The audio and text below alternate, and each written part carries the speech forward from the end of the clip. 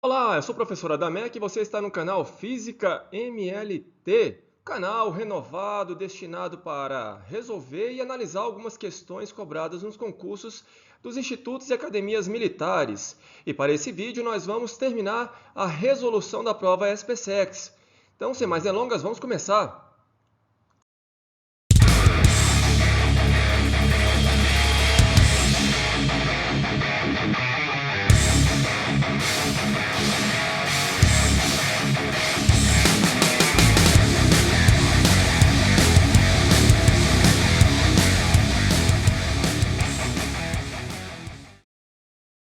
Então, retornando aí para a resolução da prova, no modelo A, questão de número 21. Um soldado fixo em sua posição durante um treinamento de tiro na instrução militar utiliza um fuzil e dispara em direção ao alvo um projétil que se desloca com velocidade horizontal constante de módulo VP. O alvo é atingido e o som produzido no impacto é ouvido pelo mesmo soldado no intervalo de tempo ΔT após o disparo. Lembrando que esse ΔT é o tempo total, o tempo que a bala leva para chegar até o alvo, mais o tempo que o som leva para chegar até o soldado. Considerando o módulo da velocidade de propagação do som no ar igual a Vs e desprezando a resistência do ar e a ação da aceleração da gravidade, podemos afirmar que a distância da arma até o alvo é dada por uma questão tranquila, uma questão bastante simples, tá? Movimento uniforme, nós vamos utilizar aqui a definição de velocidade escalar média. Velocidade escalar média, ΔS sobre ΔT. Bom, mas nós vamos computar o tempo, tá? Por exemplo, o tempo que o projétil leva para chegar até o alvo. Então, vai ser igual ao ΔS dividido pela velocidade do projétil, tá certo? Até chegar ao alvo. E calcular também o intervalo de tempo que o som leva para voltar e chegar até o soldado. ΔS, a distância do alvo até a arma, dividido pela velocidade do som no ar. Somando esses dois intervalos de tempo, nós vamos ter o tempo total, tá certo? E vamos colocar o ΔS em evidência, tá? Somar as duas frações, nós teremos aí a expressão para o intervalo de tempo, ok? Bom, mas nós não queremos o intervalo de tempo, nós queremos o ΔS. Tranquilo, então, resposta letra A, tá? Questão bastante simples, tá certo? Dando sequência aí à resolução da prova, questão de número 24, questão de ondulatória. Um aparelho gerador de ondas produz uma onda estacionária no plano vertical em uma corda com extremidades presas nos pontos A e B, conforme representado no desenho abaixo. A distância entre os pontos A e B é de 2 metros e a velocidade de propagação da onda na corda é de 300 centímetros por segundo. A frequência em hertz da onda estacionária é... Bom, uma questão bem tranquila também de ondulatória, basta você utilizar a expressão da velocidade da onda, tá certo? Lambda, comprimento de onda, vezes a frequência, tá certo? Então vamos lá, vamos para a resolução dessa questão? Então vamos pegar aí a figura que ele colocou no enunciado, como de praxe, fora de escala, tá certo? Nós podemos observar que a distância entre A e B, de acordo com a figura, vai ser exatamente 3 meios de comprimento de onda. Olha só, nós temos aqui meio comprimento de onda, totalizando agora um comprimento de onda e mais metade de um comprimento de onda, ou seja, 1,5 do comprimento de onda, 3 meios de comprimento de onda, e tudo isso vale 2 metros. Bom, o que significa isso? Significa, então, que o comprimento de onda dessa onda vale 4/3 de metro, tá? Bom, como eu falei, velocidade de propagação da onda, lambda vezes f. Você tem a velocidade de propagação e você tem um comprimento de onda, para achar a frequência fica fácil, tá? Só lembrando que a velocidade que ele deu está em centímetros, por isso eu peguei aqui 300 vezes 10 a menos 2, utilizando o prefixo cent, 10 a menos 2, tá? Se você dividiu por 100, sem problema, vai ficar 3. Tá certo? Então, o comprimento de onda aí, ou melhor dizendo, a frequência valendo 2,25 Hz, o que me dá aí como resposta a letra A. Tá? Uma questão bem tranquila também de ondulatória, cobrada aí nesse concurso da SPSEC 2023. Na sequência agora, a questão de número 25. Dois pescadores e um aprendiz estão puxando um barco pelo ponto O ao longo de um canal retilíneo localizado em uma região horizontal plana. Os dois pescadores e o aprendiz puxam o barco com forças de módulo F1, F2 e F3, respectivamente, cujos módulos e direções de F1 e F2 são indicados no desenho. Todas as forças e o canal estão no mesmo plano horizontal. A intensidade da menor força F3 que o aprendiz deve exercer sobre o barco para mantê-lo em uma direção paralela às margens é... E ele pede para você considerar o seno de 60 igual ao cosseno de 30 graus, raiz de 3 sobre 2, e o cosseno de 60 graus igual ao seno de 30 graus, igual a 1/2. Tá? Uma questão de dinâmica bem tranquila também, não tem segredo para resolver essa questão. Então vamos lá, vamos para a resolução?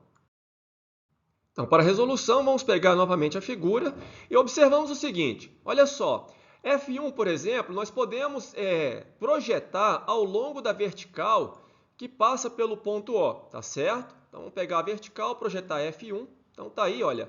Vamos pegar F1Y como sendo F1 seno de 60 graus. Afinal de contas, o que nós estamos pegando aqui? O cateto oposto ao ângulo de 60 graus, tá certo? Bom, para o F2, nós vamos fazer a mesma coisa. Vamos projetar também ao longo da vertical. Então, tá aí, olha, o F2Y, tá? F2 seno de 30 graus. Também, olha, o mesmo motivo que nós fizemos lá em cima, nós temos também o cateto oposto ao ângulo de 30 graus, ok? Repare o seguinte, ao longo da vertical, nós temos uma força resultante que não vai ser nula, ou seja, não é zero, tá? Então, nós teremos aí F1y igual a 400 vezes o seno de 60 graus, raiz de 3 sobre 2, ou seja, 200 raiz de 3 newtons, e o F2y igual a 320 vezes o seno de 30 graus, o meio, então 160 newtons, tá? Conforme eu havia dito, então a força resultante aqui na direção y não é nula, tá certo? Então, tem uma força resultante que vai apontar aí exatamente ao longo da reta, né, do vetor paralelo ao F1y, tá? Então, está aqui a força resultante. Então, o aprendiz ele vai ter que exercer uma força contrária a essa força resultante, no mínimo, tá? Pois, se ele exercer uma força contrária a essa força resultante, ele consegue manter aí o barco na direção horizontal. Então, está aí o F3, esse é o valor mínimo, tá? Isso porque o F3 não está inclinado, ele está paralelo ao FRY, tá? Força resultante Y, o que me dá como resposta a alternativa C. Também é uma questão bem tranquila, tá? Para esse concurso. Questão de número 26. Uma plataforma circular plana está girando em um plano horizontal em torno de um eixo fixo vertical que passa pelo ponto O a 30 rotações por minuto. Olha a unidade, ó, minuto, tá certo? Não é sistema internacional. Conforme representado no desenho abaixo. Sobre a plataforma giratória, encontra-se uma pequena moeda. Sabendo que o coeficiente de atrito estático entre a moeda e a plataforma é de 0,18, a máxima distância do centro da plataforma em metro que a moeda poderá ficar sem deslizar é...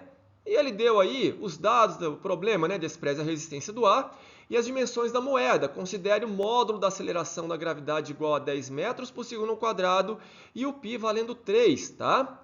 Então vamos lá, vamos resolver essa questão bem tranquila também, tá? Está relacionando aí força de atrito estático com a resultante centrípeta. Para a resolução dessa questão, vamos pegar novamente a figura, tá certo? E vamos observar o seguinte, olha, como a moeda está girando, ela não está deslizando com relação à plataforma, tá? Não existe movimento relativo entre a moeda e a plataforma, tá certo? Então, a resultante que atua aí na moeda é exatamente uma resultante centrípeta, apontando para o centro da curva, tá? Você vai lembrar que a força resultante centrípeta é igual a massa vezes a velocidade ao quadrado sobre o raio da trajetória, que vem a ser, né, v ao quadrado sobre o raio da trajetória, a aceleração centrípeta, tá? Bom, podemos relacionar a velocidade linear da moeda, sua velocidade tangencial, como sendo a velocidade angular, ômega, vezes o raio da trajetória, tá certo? Em que ômega é a velocidade angular, a velocidade de rotação, que também tem relação aí com o período e com a frequência, tá? Então, utilizando a relação da velocidade angular e da velocidade linear, eu posso escrever a força centrípeta como sendo m, a massa da moeda, ômega ao quadrado, vezes o raio, tá? Como eu falei, ômega, a velocidade angular, está relacionado com o período, tá certo? Da translação da moeda em torno de O, tá? Ou a frequência, 2πf, tá certo? E vai ser o caso, né? Como ele deu aí a frequência, nós vamos utilizar exatamente essa segunda relação, tá certo? Olha só, o que nós vamos ter então? Para a velocidade angular, ou como nós podemos também chamar de frequência angular, tá? Sem problema nenhum, nós temos aí 2 vezes π, no caso, π vale 3, tá? De acordo com o enunciado, vezes a frequência, 30 rotações por minuto. Aqui eu já coloquei no sistema internacional, tá? 30 rotações por cada 60 segundos. Então, eu tenho aí 3 radianos por segundo, como sendo aí a frequência angular da moeda, tá certo? E bem como também da plataforma giratória, ok? Bom, agora que eu tenho a frequência angular, eu posso utilizar a resultante centrípeta, que vai ser exatamente igual à força de atrito estático, tá? Força de atrito estático, que por sua vez vai ser igual ao coeficiente de atrito estático vezes a normal. Como a moeda se encontra na horizontal, a normal tem o mesmo valor do peso, tá? Aliás, essas duas forças aí acabam se equilibrando, ok? Bom, então nós vamos ter aqui, olha, a massa da moeda vezes a velocidade angular elevada ao quadrado vezes o raio. Já estou pegando aquela expressão lá de cima, a expressão que eu utilizei aqui, olha, já substituindo aqui a velocidade linear, tá? E a força de atrito, μ, coeficiente de atrito, vezes a normal, que é igual ao peso m vezes g.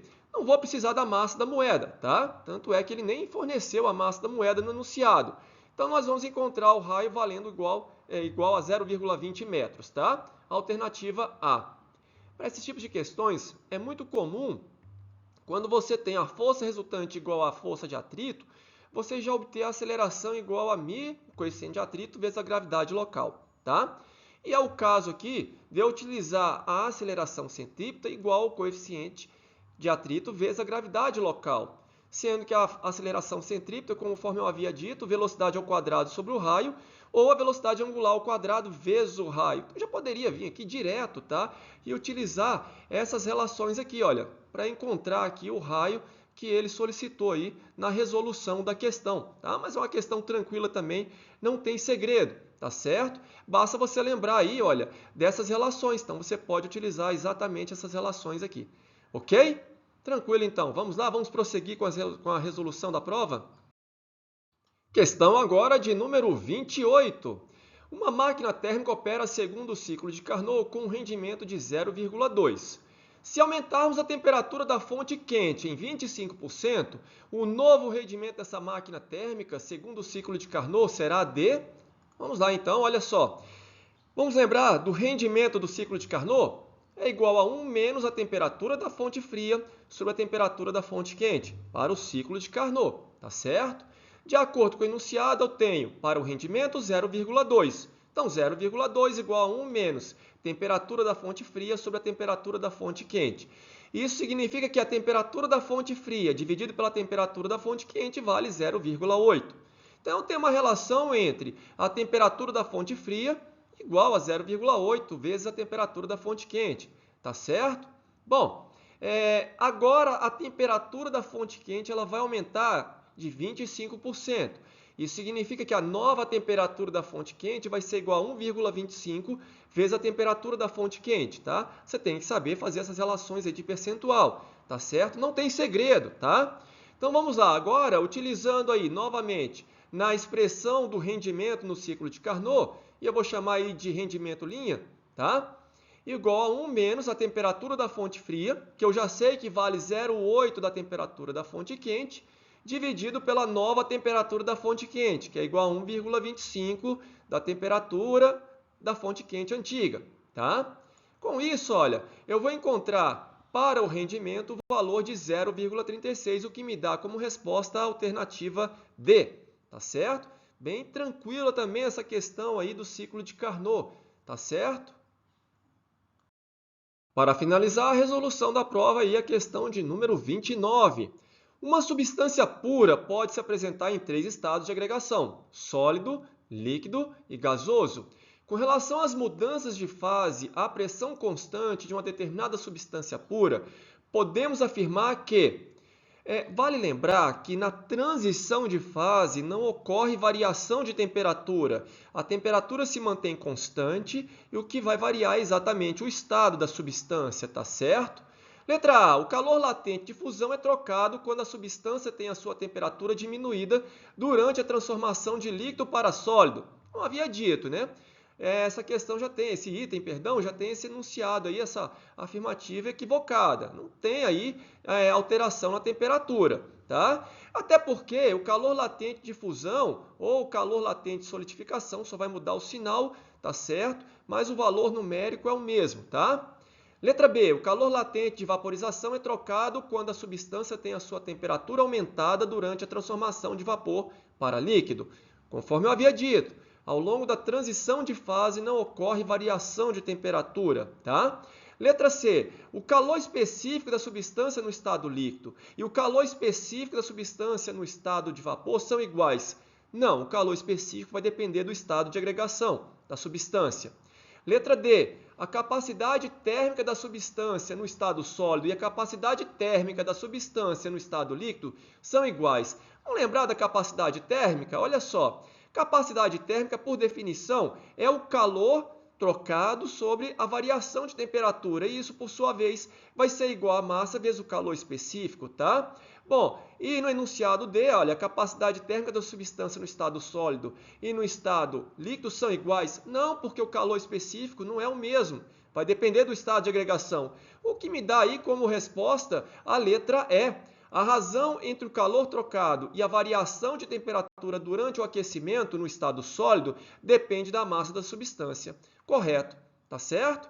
Então a questão aí também bem tranquila, tá? Para esse concurso de 2023, tá certo? Bom, de forma geral, nós podemos observar que essa prova desse ano, de 2023, ela tem um nível de dificuldade bem semelhante à prova do ano passado, 2022, tá? Vale observar que a quantidade de questões de mecânica aumentou. Isso porque nós não contabilizamos os assuntos que foram mesclados. Por exemplo, as questões de eletricidade e magnetismo, que estão mescladas com mecânica, estática, no caso de magnetismo, e a cinemática, no caso da eletricidade, carga elétrica, né, no campo elétrico, tá? Se contabilizarmos, então, a gente teria que aumentar aí para 8 o número de questões de mecânica, tá? É comum também a SpaceX sempre cobrar questões de empuxo, e foi o caso dessa prova, tá? Não significa que no ano que vem essa questão venha a ser cobrada novamente, alguma coisa relacionada a empuxo. Pode ser que sim, tá? Talha exponencial, volta e meia a SpaceX cobra esse tipo de questão, seja no plano inclinado ou seja no caso aí da vertical, conforme foi colocado aí na parte 1, na resolução da parte 1. Mas, de forma geral, a prova estava bem tranquila de ser resolvida. Tá? Um aluno pode resolver essa prova aí, um candidato pode resolver essa prova aí em algo de 1 hora a 1 hora e 20. Tá? Se ele bem preparado, ele consegue resolver essa prova em 1 hora e 20, tá certo? E aí ele pode até conseguir aí um lugar melhor frente aos seus concorrentes. Então, por hoje é só. Na próxima, nós vamos procurar resolver mais questões dos outros concursos militares. Até a próxima!